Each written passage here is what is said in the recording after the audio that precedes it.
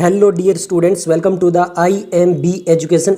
तो चलिए स्टार्ट करते हैं। पहले स्टार्ट करते हैं 2013 से। तो 2013 में यहाँ पर सबसे फर्स्ट क्वेश्चन पूछा गया है, which of the following can not be detected in developing foetus by amniocentesis. यानी यहाँ पर हम जो एमनियोसेंटेसिस में जो है उसकी वजह से कौन सी चीज़ को डिटेक्ट नहीं कर पाएंगे फीटस के अंदर, डाउन सिंड्रोम को, जॉन्डिस को, क्लिनफेल्टर सिंड्रोम को, या फिर सेक्स ऑफ द फीटस को। तो यहाँ पर देखिए जो एमनियोसेंटेसिस होते हैं वहाँ पे हम क्रोमोजोम की स्टडी वगैरह कर सकते हैं। तो वहाँ पर जो जेनेटिक डिसऑर्डर होते हैं जैसे आपका डाउन सिंड्रोम और क्लिनफेल्टर सिंड्रोम, इनको भी कर सकते हैं। सेक्स ऑफ द फीटस भी हो सकता है, बट जॉन्डिस जो है उसको डिटेक्ट नहीं किया जा सकता है। तो आंसर आएगा ऑप्शन बी। अब एनसीईआरटी का पेज नंबर 58 के अंदर ये चीज मेंशन की हुई है। यहाँ पर आपके सामने दिखाई दे रहा होगा, यहाँ पर बताया गया कि जेनेटिक डिसऑर्डर और यहाँ पर सेक्स ऑफ द फिटेस्ट के बारे में बताया गया है। जो क्लिनफेल्टर सिंड्रोम है वो चैप्टर नंबर 5 जो है principle of inheritance and variation, उसके पेज नंबर 92 पे आपको दिखाई दे रहा होगा क्लिनफेल्टर सिंड्रोम, और यहाँ पर लिखा हुआ है ये भी क्या है, जेनेटिक सिंड्रोम है। तो यहाँ पर ये भी आपका जेनेटिक के अंदर आ जाता है। नेक्स्ट हम क्वेश्चन देख लेते हैं। क्वेश्चन नंबर 2 है हमारे सामने, one of the legal method of birth control is. यहाँ पे पूछा गया कि लीगल मेथड कौन सा है बर्थ कंट्रोल का। By having a coitus at the time of day break, by a premature ejaculation during coitus, abortion by taking an appropriate medicine, या फिर डी है by abstaining from coitus from day 10 to 17 of the menstrual cycle.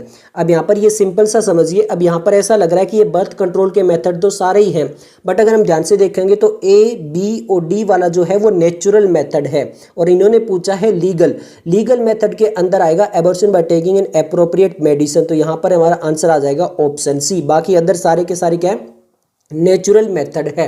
तो इसमें यहाँ पर इसका जो answer है वो एनसीईआरटी का पेज नंबर 60 पे ये सारे नेचुरल मेथड लिखे हुए हैं, आप देख सकते हो। और पेज नंबर 61 पे यहाँ पर लिखा हुआ है पिल्स के बारे में। ओके, नेक्स्ट हम देख लेते हैं क्वेश्चन नंबर 3। क्वेश्चन नंबर 3 है, आर्टिफिशियल इंसेमिनेशन मीन्स, यानी जो आर्टिफिशियल इंसेमिनेशन होता है उसका मतलब क्या होता है।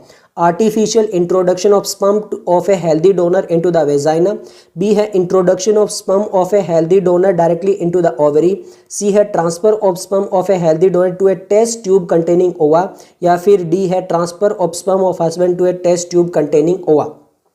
तो यहाँ पर देखिए according to NCERT page number 64 यहाँ पर क्या आएगा, artificial introduction of sperm of a healthy donor into the vagina. तो ये हमारा यहाँ पर करेक्ट आंसर आ जाएगा ऑप्शन ए। ये आप एनसीईआरटी का पेज नंबर 64 आर्टिफिशियल इंसेमिनेशन आपके सामने दिखाई दे रहा होगा, यहाँ पर ये क्लियरली लिखा हुआ है, यहीं से ये क्वेश्चन आया हुआ है। ओके, नेक्स्ट देख लेते हैं। नीट 2013 में कर्नाटका स्टेट के लिए अलग से एग्जाम हुआ था। One of the following is not a method of contraception, which one, condoms, pills of a combination of oxytocin and vasopressin, Lippes loop, या फिर ट्यूबेक्टोमी। तो यहाँ पर देखिए जो पिल्स होती है वो कॉम्बिनेशन होती है किसका, ईस्ट्रोजन एंड प्रोजेस्टेरोन। तो यहाँ पर ये ऑक्सीटोसिन और वेसोप्रेशन का कॉम्बिनेशन नहीं होती है। तो यहाँ पर यही पूछा है नॉट ए मेथड ऑफ, तो यहाँ पर हमारा आंसर क्या आ जाएगा, ऑप्शन बी आ जाएगा। एनसीईआरटी का पेज नंबर 61 आपके सामने यहाँ पर देखिए दिखाई लिखा हुआ है साफ साफ, यहाँ पे जो होते हैं वो एस्ट्रोजन और प्रोजेस्टेरोन जो होता है उसका कॉम्बिनेशन होता है। ओके, नेक्स्ट हम देख लेते हैं क्वेश्चन नंबर 5। क्वेश्चन नंबर 5 में क्या पूछा गया है, which one of the following statement is correct regarding sexually transmitted disease. तो यानी एसटीडी के लिए यहाँ पर पूछा गया कौन सी स्टेटमेंट करेक्ट है, वो पूछा गया। A person may contract syphilis by sharing milk with one already suffering from the disease, B है haemophilia is one of the STD, C है genital herpes and sickle cell anaemia are both sickle cell anaemia, and D लिखा है the chance of a 5-year boy contracting a STD are very little. तो simple सा समझिए यहाँ पर पूछा गया कौन सी स्टेटमेंट करेक्ट है। तो यहाँ पर जो चांस ऑफ 5-year बॉय है उसमें जो है एसटीडी के चांस है वो सबसे कम होंगे, ये बिल्कुल करेक्ट है। एनसीईआरटी का पेज नंबर जो 63 है यहाँ पर ये साफ साफ देखने को मिल जाएगा, यहीं से ये आया हुआ क्वेश्चन है। तो यहाँ पर हमारा आंसर आ जाएगा। ओके, नेक्स्ट हम देख लेते हैं क्वेश्चन नंबर 6। क्वेश्चन नंबर 6 में बोला गया है the stage transfer into the uterus after introduce fertilization of ovum in the laboratory is, यानी यहाँ पर ये पूछा गया है कि किस स्टेज के अंदर जो है हम ट्रांसफर करेंगे किसको, जो फर्टिलाइज्ड ओवम है उसको लेबोरेटरी के अंदर किस स्टेज के अंदर, यूट्रस के अंदर ट्रांसफर करेंगे। ये इंपॉर्टेंट है, यहाँ पर यूट्रस का काफी इंपॉर्टेंट रोल है। Embryo at 4 blastomere stage, embryo at 2 blastomere stage, morula, या फिर जाइगोट। तो यहाँ पर देखिए जो जाइगोट हो गया आपका, एम्ब्रियो हो गया, यहाँ पर अप टू 8 ब्लास्टोमर स्टेज तक, यानी 2, 4 या फिर 8 ब्लास्टोमर तक जो है उसको फेलोपियन ट्यूब में ट्रांसफर किया जाता है। बट 8 से ज़्यादा होने पर उसको कहाँ पे ट्रांसफर किया जाता है? यूट्रस के अंदर ट्रांसफर किया जाता है। और मोरुला जो होता है वो उसको क्या बोलते हैं? जो 8 to 16 ब्लास्टोमर स्टेज होती है उसको बोलते हैं मोरुला। तो यहाँ पे आंसर आ जाएगा ऑप्शन सी। अब ये दो जगह से है। सबसे पहले एनसीईआरटी का पेज नंबर 64 है, यहाँ पर देख लीजिए, यहाँ पर जाइगोट और अप टू 8 ब्लास्टोमर में बोला गया कि फेलोपियन ट्यूब में ट्रांसफर होता है। और अब यहाँ पर जो चैप्टर नंबर 3 था उसका पेज नंबर 52 में यहाँ पर आपको दिखाई देगा कि 8 to 16 ब्लास्टोमर जो स्टेज होती है उसको क्या बोलते हैं? मोरुला बोला जाता है। तो उसके अकॉर्डिंग आंसर आ जाएगा ऑप्शन सी। ओके, नेक्स्ट हम चलते हैं नी 2014। नी 2014 में हमसे क्वेश्चन पूछा गया, क्वेश्चन नंबर 7 है assisted reproductive technology that is art IVF involve the transfer of, यानी जो असिस्टेड रिप्रोडक्टिव टेक्नोलॉजी होती है उसमें IVF में किस चीज़ का ट्रांसफर होता है? Ovum into the fallopian tube, zygote into the fallopian tube, zygote into uterus, या फिर embryo with 16 blastomere into the fallopian. तो 16 ब्लास्टोमर तो कहाँ पर होगा? यूट्रस के अंदर होगा। जाइगोट फेलोपियन ट्यूब के अंदर होगा, यूट्रस के अंदर नहीं होगा। ओवम का नहीं होता है, zygote into the fallopian tube, यहाँ पर ही हमारा आंसर आ जाएगा ऑप्शन बी। वही सेम एनसीईआरटी का पेज नंबर 64 पे आपका सामने दिखाई दे रहा होगा, वहीं से सेम जगह से ये क्वेश्चन आया हुआ है। ओके, नेक्स्ट हम देख लेते हैं क्वेश्चन नंबर 8। क्वेश्चन नंबर 8 में क्या बोला गया है? Tubectomy is a method of sterilisation in which, यानी जो ट्यूबेक्टोमी है ये स्टेरिलाइजेशन का मेथड है। इसमें क्या होता है? Small part of the fallopian tube is removed और tied up, ovaries are removed surgically, small part of the vas deferens is removed और टाइड अप, या फिर यूटेरस इज रिमूव्ड सर्जिकली। तो ट्यूबेक्टोमी में क्या होता है? ट्यूबेक्टोमी जो हमारा फेलोपियन ट्यूब होता है ह्यूमंस के अंदर, फीमेल के अंदर, उसको रिमूव और टाइड अप किया जाता है। जबकि अगर जो वासेक्टोमी होती है उसके अंदर जो मेल होता है उसके अंदर वास्ट डेफरेंस को रिमूव और टाइड अप किया जाता है। तो हमसे ट्यूबेक्टोमी पूछा है तो हमारा आंसर क्या आ जाएगा? आंसर आ जाएगा ऑप्शन ए। एनसीईआरटी का पेज नंबर 62 पर ये आया हुआ है, आपके सामने दिखाई दे रहा होगा, यहीं से ये आया हुआ क्वेश्चन है। ओके, नेक्स्ट हम क्वेश्चन नंबर जो है वो 9 देख लेते हैं। क्वेश्चन नंबर 9 में बोला गया है which of the following is a hormone releasing intrauterine device, यानी IUD कौन सी एक हार्मोन रिलीजिंग है?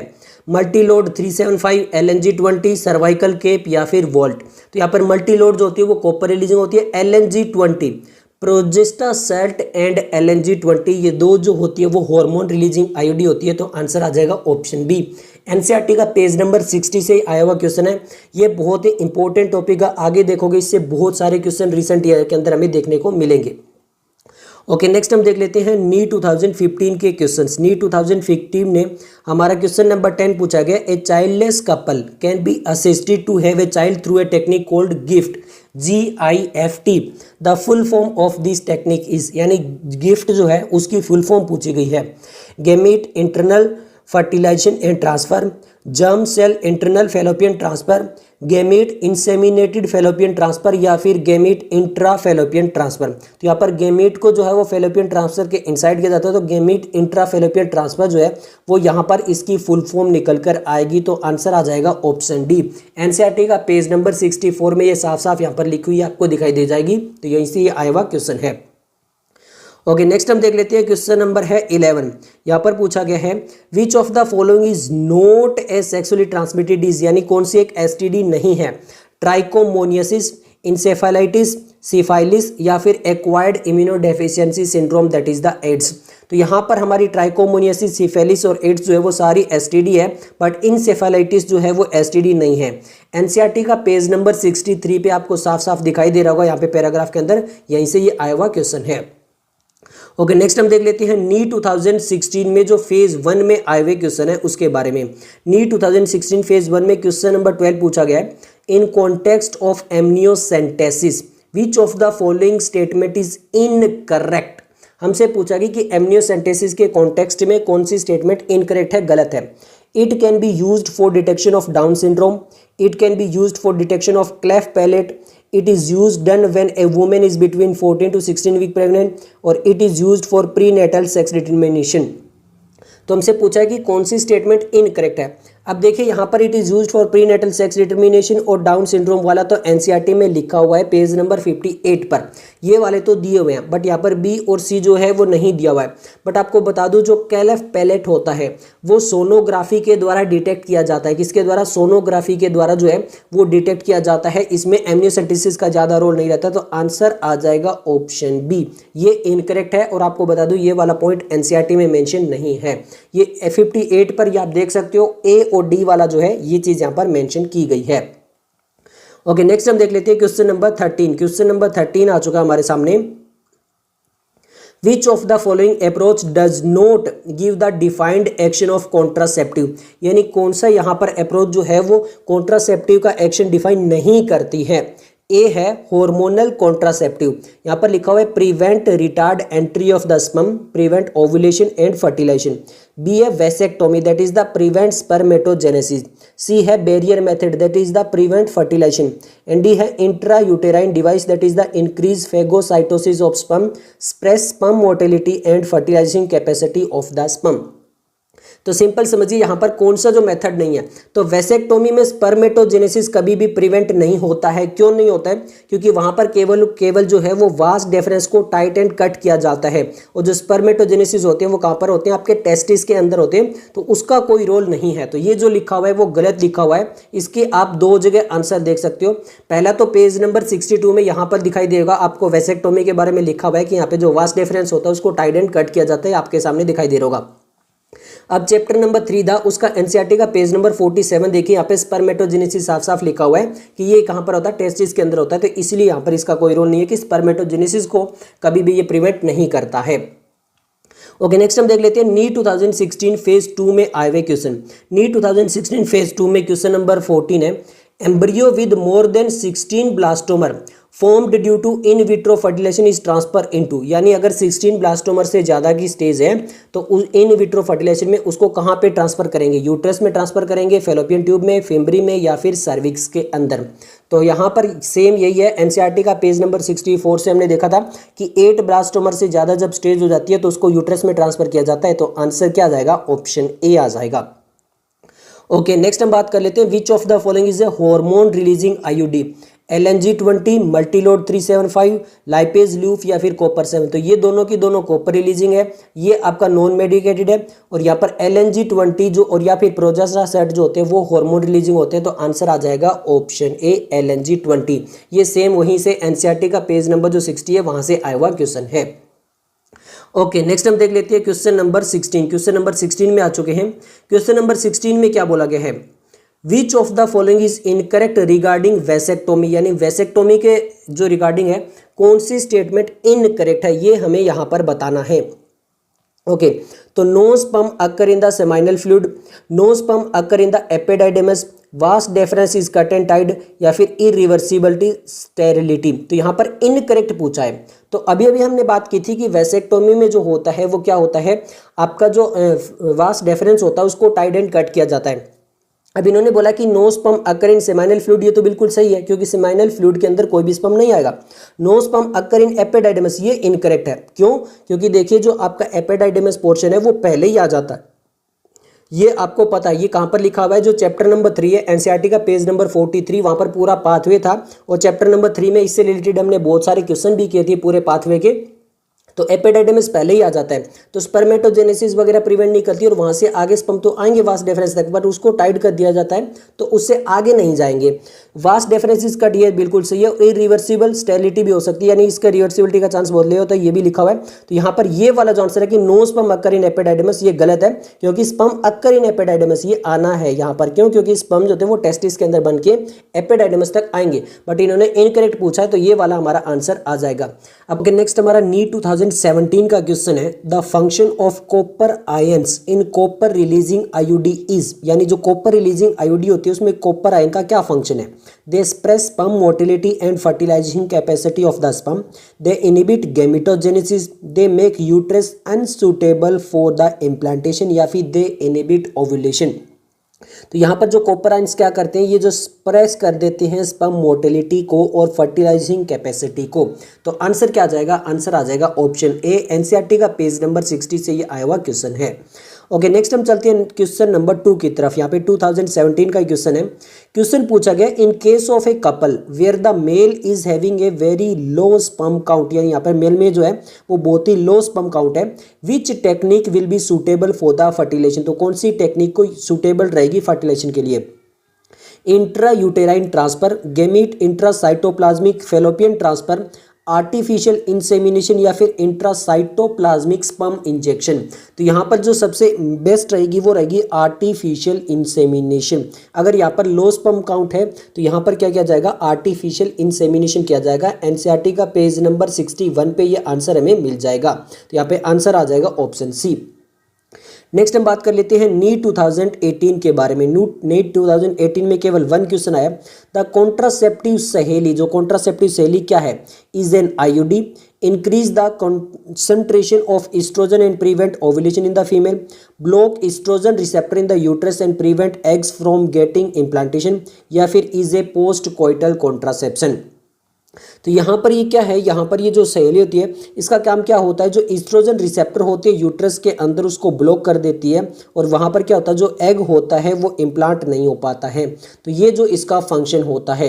अब आपको बता दूं कि ये सहेली के बारे में बताया तो गया है एनसीईआरटी में, बट ये जो एग्जैक्ट एक्सप्लेनेशन है ये एनसीईआरटी में नहीं है। ये आप बात कर सकते हैं। तो एनसीईआरटी का पेज नंबर 61 से है, बट यहाँ पर इसका आंसर जो है वो यहाँ से नहीं आ सकता है। बट अब आप देखोगे कि लास्ट जो 5 ईयर्स के अंदर क्वेश्चन है वो सारे एनसीईआरटी से देखने को मिलेंगे। यानी अब 2019 से लेकर 2023 तक जो है वो सारे क्वेश्चन आपको एनसीईआरटी से ही देखने को मिलेंगे। इसलिए एनसीईआरटी से ही आपको ज़्यादा स्टडी करनी चाहिए, उसी पे फोकस करना चाहिए। ओके, नेक्स्ट हम बात करते हैं नीट 2019 में क्वेश्चन नंबर पूछा गया, which of the following contraceptive method do involve a role of hormone, यानी इनमें से कौन सा ऐसा कॉन्ट्रासेप्टिव मेथड्स है जिसके अंदर हार्मोन का रोल आता है। यानी यहाँ पर ऑप्शन दिया गया barrier method, lactational amenorrhoea pills, B दिया गया copper T pills emergency contraceptive, C दिया गया pills emergency contraceptive barrier method, and D दिया गया lactational amenorrhoea pills emergency contraceptive. अब आपको पता है कि बैरियर मेथड जो होता है इसमें कोई भी आपका हार्मोन का रोल नहीं होता है। सिंपल आपको पता है कि यहाँ पर उनकी जो मैटिंग होती है उसको स्टॉप किया जाता है, स्पर्म और ओवा की मैटिंग को वो नहीं होने दिया जाता है। तो इसमें कोई भी जो है वो आपका हार्मोन का रोल नहीं होता है। और कॉपर टी जो है वो आपको पता है कि ये हार्मोनल जो है वो वाली आईयूडी नहीं है, ये कॉपर रिलीजिंग है। हार्मोनल वाली अलग है, प्रोजेस्टासेट और LNG-20। तो ये वाली जो होती है इसमें भी हार्मोन का रोल नहीं होता है। तो हमारे पास में 3 ऐसे ऑप्शन आ चुके हैं जिनमें हार्मोन का रोल नहीं है। तो इसका मतलब यहाँ पर ये जो तीनों हैं इनके अंदर हार्मोन का रोल होता है। तो आंसर क्या आ जाएगा? ऑप्शन डी आ जाएगा। एनसीईआरटी का पेज नंबर 60 जो है यहाँ पर इसका एक्सप्लेनेशन दिया गया कि बैरियर मेथड लिखा हुआ है, यहाँ पर देख सकते हो कि कोई भी जो है वो हार्मोन का रोल नहीं है, और कॉपर टी वाला जो है यहाँ पर भी हार्मोन का रोल नहीं है। तो यहाँ से हम इस टाइप से भी इसका आंसर निकाल सकते हैं। ओके, नेक्स्ट हम देखते हैं क्वेश्चन नंबर 5। क्वेश्चन नंबर 5 में पूछा गया है, which of the following sexually transmitted disease is not completely curable, यानी कौन सी ऐसी सेक्सुअल ट्रांसमिटेड डिजीज है जो कंप्लीटली क्योरेबल नहीं है? Genital wards, genital herbs, chlamydiasis या फिर गोनोरिया। तो जो आपकी जेनाइटल हर्ब्स होती है, हेपेटाइटिस बी होती है और HIV एड्स होती है, ये 3 जो है ये लिखा हुआ है कि एक्सेप्ट दीज अदर जो है वो कंप्लीटली क्योरेबल हो सकती है अगर उनको अर्ली डिटेक्ट कर लिया जाए, बट ये जो है वो कंप्लीटली क्योरेबल नहीं हो सकती है। तो आंसर आ जाएगा ऑप्शन बी। एनसीईआरटी का पेज नंबर 63 पर ये चीज़ मेंशन है, आपके सामने दिखाई दे रहा होगा। ओके, नेक्स्ट हम चलते हैं क्वेश्चन नंबर 6 की तरफ। क्वेश्चन नंबर 6 है हमारा, select the hormone releasing intrauterine device, यानी हमें हार्मोन रिलीजिंग आईयूडी बतानी है। Multiload 375 प्रोजेस्टासेट LNG-20, lipase loop Multiload 375 volt और LNG-20। तो अभी बताया था प्रोजेस्टासेट और LNG-20 जो है वो हार्मोन रिलीजिंग आईयूडी है, और एनसीईआरटी का पेज नंबर 60 से ये आया हुआ है। तो मैंने आपको बोला था कि यहाँ से बहुत सारे क्वेश्चन आपको देखने को मिलेंगे, तो यहाँ से ये क्वेश्चन हमारा फिर से आ चुका है। ओके, नेक्स्ट हम चलते हैं नीट 2019 में जो उड़ीसा के स्टेट के लिए अलग से एग्जाम हुआ था उसके क्वेश्चन है। अब यहाँ पर देखते हैं, which of the following is a correct statement, हमें करेक्ट स्टेटमेंट बतानी है। ऑप्शन ए बोला गया है, IUD that is intrauterine device once inserted need not be replaced. Second बोला गया IUD are generally inserted by the user herself. C बोला गया IUD increase phagocytosis of sperm in the uterus. And D बोला गया IUD suppress gametogenesis. तो हमें correct statement बताना है। तो आईयूडी क्या करती है, जो फेगोसाइटोसिस होती है उसको इंक्रीज कर देती है of the sperm in the uterus. तो आंसर आ जाएगा ऑप्शन सी, सेम वहीं से है एनसीईआरटी का पेज नंबर 60 यहाँ पर लिखा हुआ है आपके सामने, आपको दिखाई दे जाएगा। ओके, नेक्स्ट हम चलते हैं नीट 2020 के क्वेश्चंस अब आ चुके हैं। नीट 2020 में हमारा क्वेश्चन नंबर पूछा गया है 8 है, select the option including all sexually transmitted disease. यानी यहाँ पर सभी जो सेक्सुअली ट्रांसमिटेड डिजीज है वह बतानी है कौन कौन सी है। Gonorrhoea, syphilis, genital herpes, gonorrhoea, malaria, genital herpes, AIDS, malaria, filariasis, cancer, AIDS, syphilis.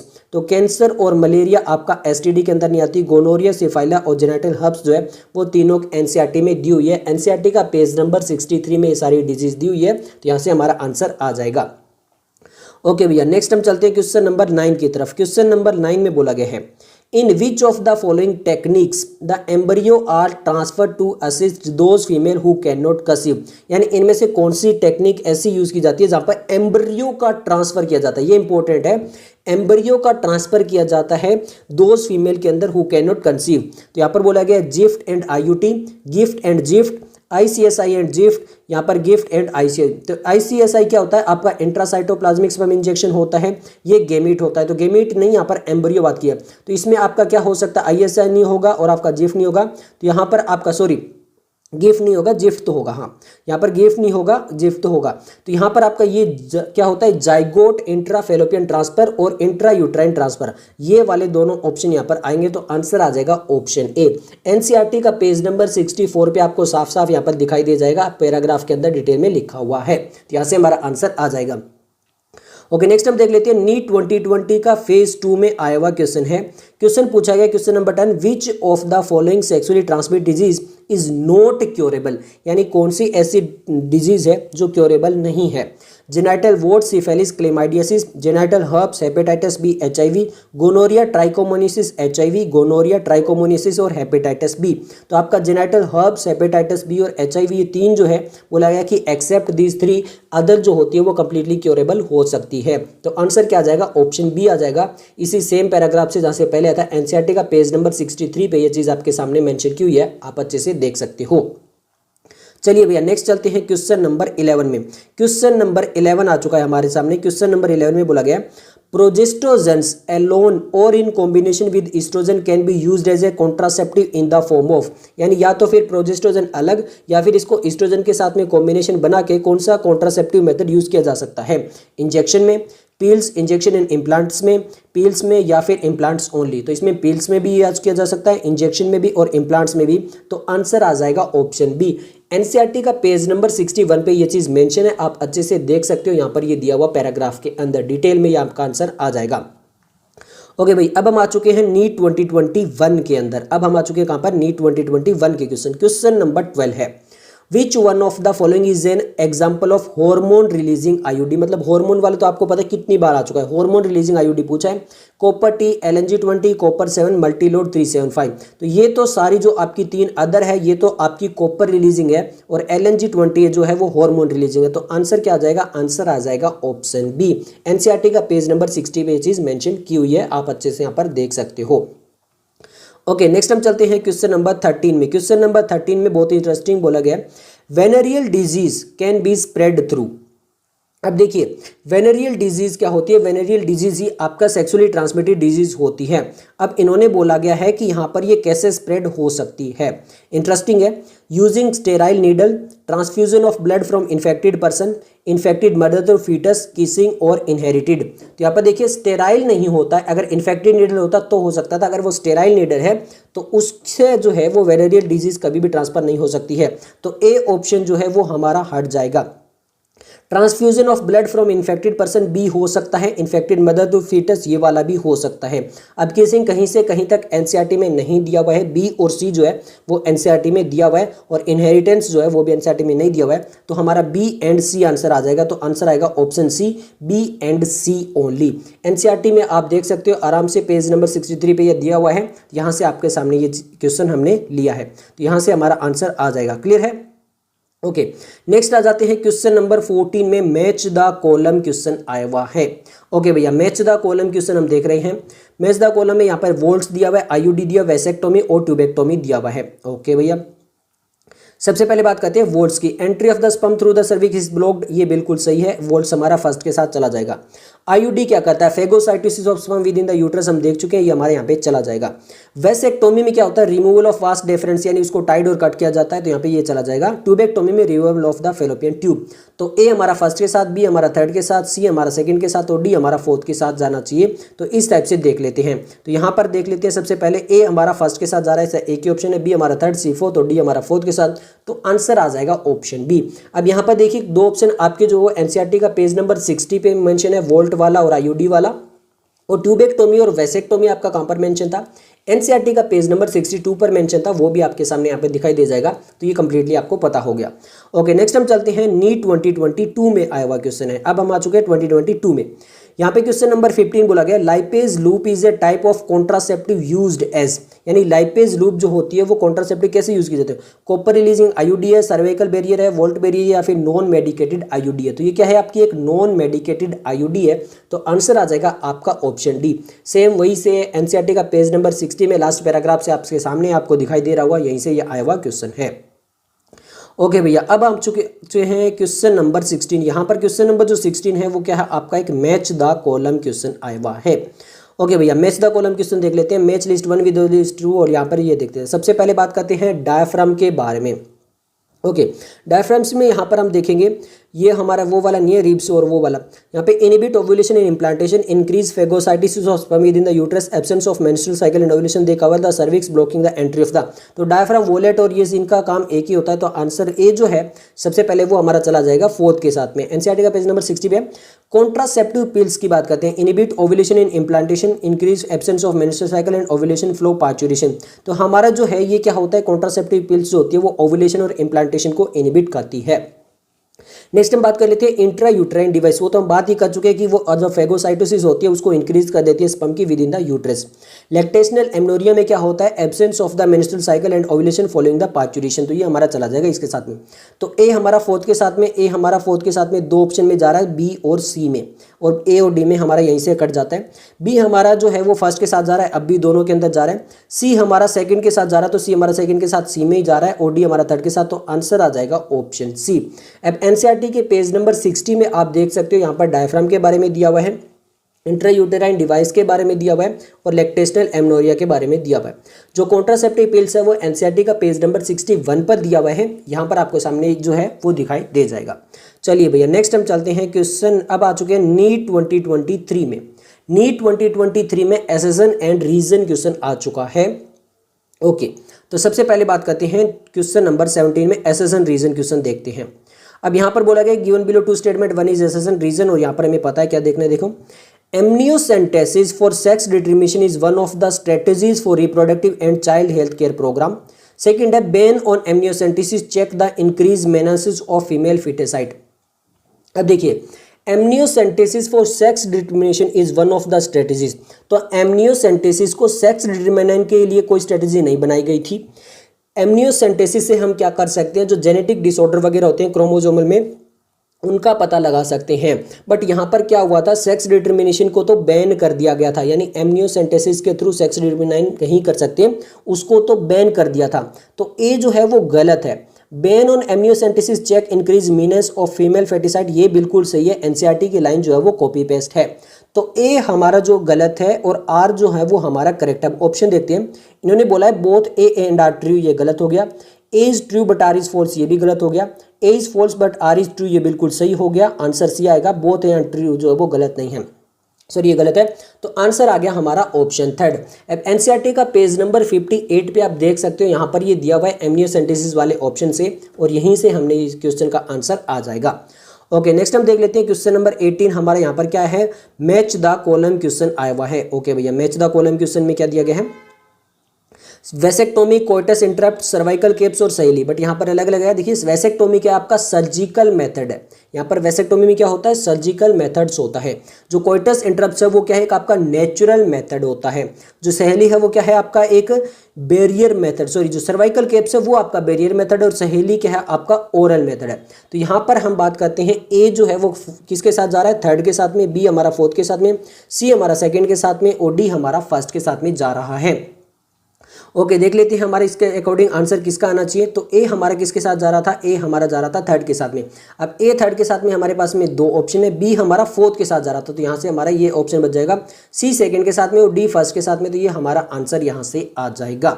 तो हमारा आ गया ऑप्शन फर्स्ट। अब एनसीईआरटी के पेज नंबर 60 एंड 61 में दिया हुआ है। अब आप देख सकते हो यहाँ पर जो मेथड ट्यूबेक्टोमी वाला वो सर्जिकल मेथड है, ये आपका 61 पे मिल जाएगा, और इसके अलावा सहेली वाला भी 61 पे मिल जाएगा। कोइटस इंटरप्ट और सर्वाइकल केप कहाँ पे दिया हुआ है, पेज नंबर 60 पे दिया हुआ है। तो यहाँ से ये हमारा आंसर आ जाएगा प्योरली एनसीईआरटी से। ओके, नेक्स्ट हम बात कर लेते हैं क्वेश्चन नंबर 19 में। क्वेश्चन नंबर 19 है, which one of the following common sexually transmitted disease is completely curable when detected early and treated properly. तो इनमें से पूछा गया कि कौन सी जो डिजीज है वो कंप्लीटली क्योरेबल हो सकती है अगर उसको अर्ली डिटेक्ट कर लिया जाए। Gonorrhoea, hepatitis b, HIV infection और जेनिटल हर्प्स। ये तो तीन आपको पता है कि कंप्लीटली क्योरेबल नहीं हो सकता, ये हमारा आंसर आ जाएगा ऑप्शन ए। एनसीईआरटी का पेज नंबर 63 पे जो आया हुआ था वहीं से ये वापस क्वेश्चन आया हुआ है। ओके, नेक्स्ट हम बात कर लेते हैं क्वेश्चन नंबर 20 के बारे में। क्वेश्चन नंबर 20 में आ चुके हैं, ये हमारे सामने क्वेश्चन रहा। अब देखिए यहाँ पर नीट 2023 में जो मणिपुर स्टेट था उसका एक अलग से एग्जाम हुआ था, अब ये उसमें से आए हुए क्वेश्चन है। अब यहाँ पर आपके बहुत सारे क्वेश्चन आए थे, लगभग 3 to 4 क्वेश्चन आ गए थे इस चैप्टर से, अकेले इस चैप्टर से। तो अच्छे से ये सारे क्वेश्चन हमें देखने हैं। ओके भैया, एक एक करके देखते हैं। सबसे पहले क्वेश्चन नंबर 20 की बात करते हैं, which of the following sexually transmitted infection are completely curable, मतलब कौन सा कंप्लीटली क्योरेबल हो सकता है।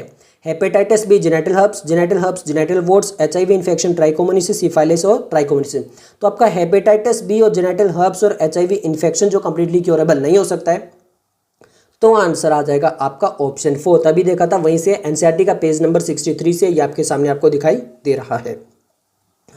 ओके, नेक्स्ट हम चलते हैं, जो हमारा क्वेश्चन है वो है 21, which of the following statement are correct. हमसे पूछा कि ABCD में से कौन सी करेक्ट है, फिर हमें ABCD बताने की इनमें से कौन कौन सी करेक्ट है।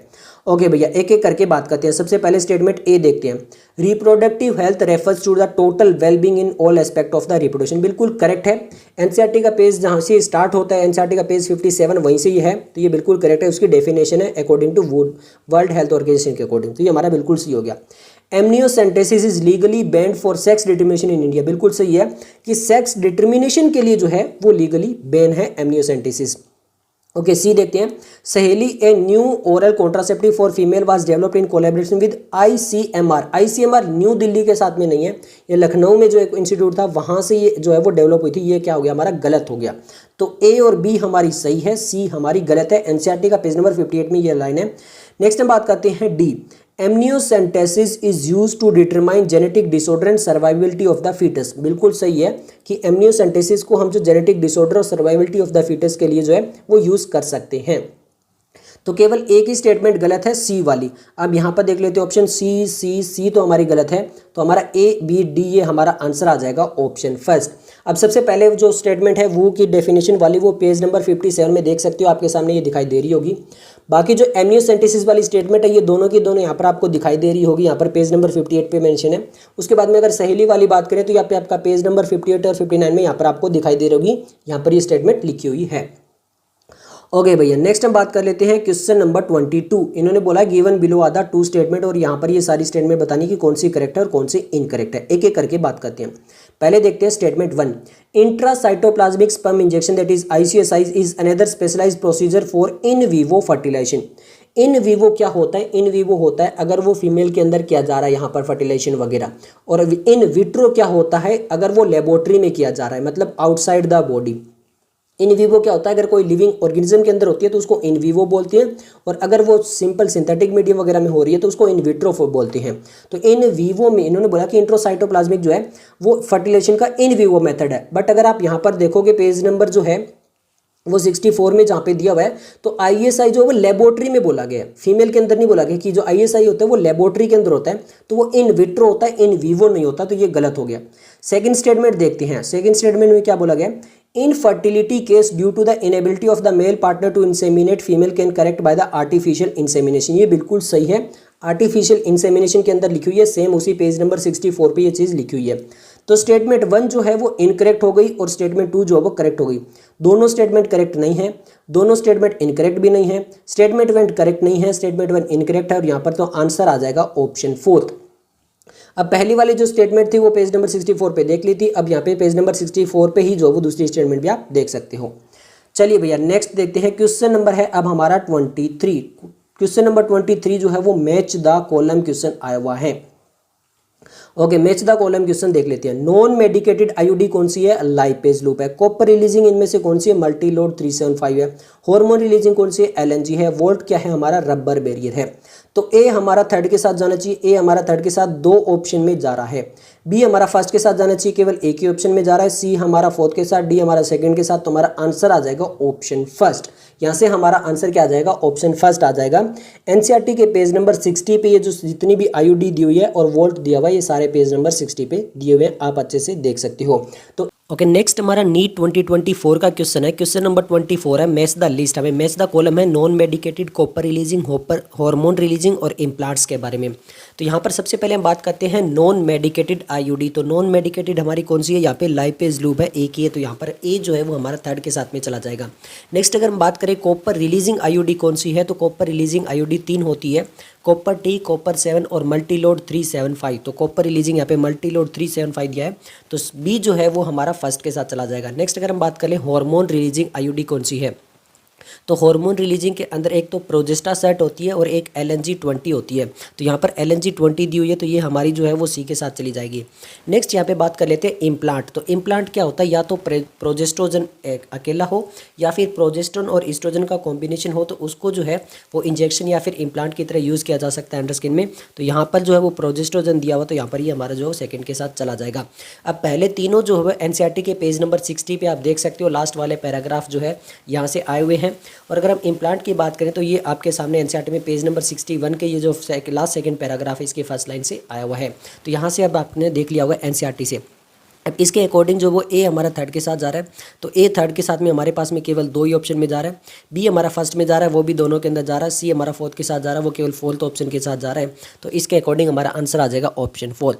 ओके, नेक्स्ट क्वेश्चन देख लेते हैं। नेक्स्ट क्वेश्चन हमारा क्वेश्चन नंबर 25 है, which of the following is not a natural या फिर ट्रेडिशनल कॉन्ट्रासेप्टिव मेथड। इनमें से कौन सा एक नेचुरल या फिर ट्रेडिशनल कॉन्ट्रासेप्टिव मेथड नहीं है, कोइटस इंटरप्ट्स, पीरियोडिक एब्स्टिनेंस या फिर लैक्टेशनल एमनोरिया। तो यहाँ पर अगर हम बात करें तो जो फर्स्ट तीनों ऑप्शन है और चौथा जो हमारा वोल्ट है, तो पहले तीनों जो ऑप्शन है वो एनसीईआरटी के पेज नंबर 60 में दिए हुए नेचुरल मेथड के अंदर आप देख सकते हो, हाईलाइटेड किए गए हैं तीनों की तीनों एनसीईआरटी के अंदर। बट जो आपका वोल्ट है, तो diaphragm, cervical cap and volt जो होते हैं वो बैरियर मेथड के अंदर आते हैं, ये भी आप देख सकते हो पेज नंबर 60 में मेंशन किया गया है। तो यहाँ से हमारा जो आंसर है वो क्या आ जाएगा, ऑप्शन 4 जो है वो एक ट्रेडिशनल या फिर नेचुरल कॉन्ट्रासेप्टिव मेथड नहीं है, एक बैरियर मेथड है। तो ये सब कुछ था। बाय।